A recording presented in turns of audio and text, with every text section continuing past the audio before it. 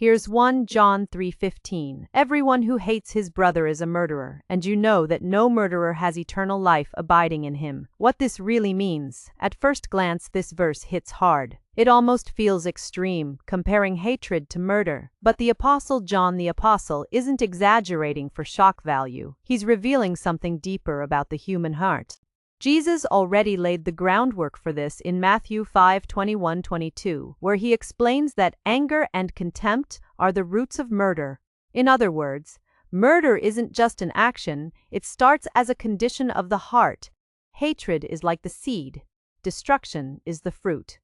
So, John is saying, if hatred lives in you unchecked, it reflects the same spirit that leads to taking life, bringing it into today, where it gets real.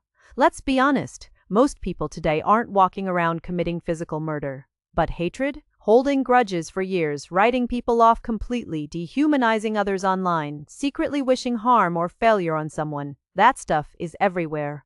This verse pulls no punches. Don't think you're fine just because you haven't acted on it, because spiritually, hatred does something dangerous. It hardens your heart, it kills compassion, it slowly disconnects you from God's love, what God is actually after.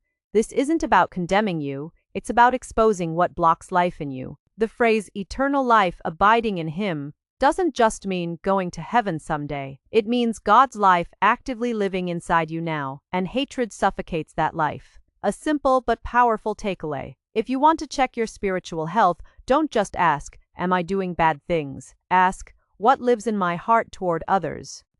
Because according to this verse, love equals evidence of life. Hatred equals evidence something is off.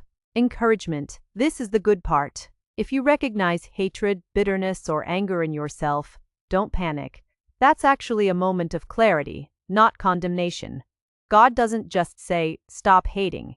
He gives you the power to replace it with real love, the kind that forgives when it's hard, sees people as human again, lets go of the poison instead of drinking it daily.